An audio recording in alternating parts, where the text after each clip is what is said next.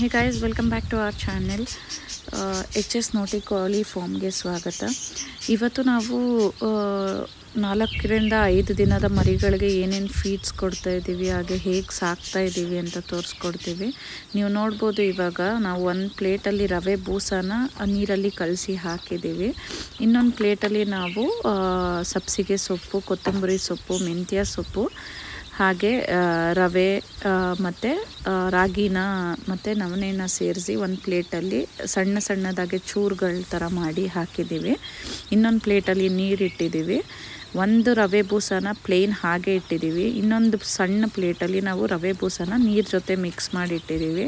ಈಗ ಕೋಳಿ ಮರಿಗಳು ಮಲ್ಟಿ ಫೀಡಿಂಗ್ ಅಂತ ಮಾಡ್ತಿದ್ದೀವಿ ನಾವು. ಇದರಲ್ಲಿ ಒಂದೊಂದು ಫೇಸಲ್ಲಿ ನೀವು ಒಂದೊಂದನ್ನು ಫೀಡ್ ಮಾಡ್ತಾ ಹೋಗ್ಬೋದು. ಇವತ್ತು ನೀವು ಸೊಪ್ಪು ಕೊಟ್ಟರೆ ನೆಕ್ಸ್ಟ್ ಡೇ ನೀವು ಅದಕ್ಕೆ ತರಕಾರಿಗಳನ್ನು ಕೊಡ್ಬೋದು. ಮನೆಯಲ್ಲಿ ಮಿಕ್ಕಿರೋ ತರಕಾರಿಗಳು, ಸೊಪ್ಪು ವೇಸ್ಟು ಎಲ್ಲನೂ ಕೊಡ್ಬೋದು. ಹಾಗೆ ನೋಡ್ಬೋದು ನೀರು ಎಷ್ಟು ಇಂಪಾರ್ಟೆಂಟ್ ಅದಕ್ಕೆ ಅಂತ ಹೇಳಿದ್ರೆ, ನೀರು ಕುಡಿದ್ರೇನು ಅದಕ್ಕೆ ಅಷ್ಟು ಪೌಷ್ಟಿಕಾಂಶ ಎಲ್ಲ ಬರೋದು. ಪ್ರೋಟೀನ್ ರಿಚ್ ಫುಡ್ಸ್ನ ಜಾಸ್ತಿ ಫೀಡ್ ಮಾಡಿ ಮರಿಗಳಿಗೆ. ಸೊ ಇಮ್ಯುನಿಟಿ ಜಾಸ್ತಿ ಆದಷ್ಟು ಫಸ್ಟ್ 1 ಮಂತ್ ನೀವು ಹೇಗೆ ಬ್ರೀಡ್ ಮಾಡ್ಕೊತೀರ ಮರಿಗಳನ್ನ, ಅಷ್ಟು ನಿಮಗೆ ಈಲ್ಡ್ ಚೆನ್ನಾಗಿ ಬರುತ್ತೆ ನಾಟಿ ಕೋಳಿ ಮರಿಗಳಲ್ಲಿ. ನಾವೀಗ ಸ್ವಲ್ಪ ಒಂದು ಮಾರ್ನಿಂಗ್ 9 o'clock ಸಂಜೆ 5 o'clockವರೆಗೂ ಇದೇ ಪ್ರೊಸೀಜರಲ್ಲಿ ನೋಡ್ಕೊತೀವಿ. ಈಗ ಹಾಕಿರೋ ಫೀಡ್ಸು ಆಲ್ಮೋಸ್ಟ್ ಒಂದು 3 o'clockವರೆಗೂ ಖಾಲಿ ಮಾಡುತ್ತೆ. ಅದಾದಮೇಲಿಂದ ಒಂದು 1 hour ಗ್ಯಾಪ್ ಕೊಟ್ಟು ಮತ್ತೆ ರವೆ ಮತ್ತು ನವಣೆನ ಮಿಕ್ಸ್ ಮಾಡಿ ಸ್ವಲ್ಪ ಹಾಕಿದ್ರೆ ಸಾಕಾಗತ್ತೆ.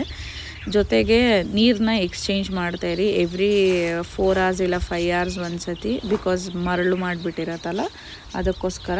ಜೊತೆಗೆ ಮರಳು ಮೇಲೇನು ಮಣ್ಣು ಇಲ್ಲ ಮರಳು ಏನು ಹಾಕಿರ್ತಾರೆ ಅದ್ರ ಮೇಲೂ ನವಣೆ ಮತ್ತು ರಾಗಿನ ಹಾಗಾಗಿ ಚೆಲ್ಲಿರಿ ಸ್ವಲ್ಪ. ಸೊ ಅದು ಅಲ್ಲಿನೂ ಫೀಡ್ ಮಾಡ್ಕೊಳ್ಳುತ್ತೆ. ಈಗ ನೋಡ್ಬೋದು, ಎಲ್ಲ ತಿಂದಿರೋದೆಲ್ಲ ಬಂದು ವಾಟರ್ ಫೀಡಿಂಗ್ ಆಗಿದೆ.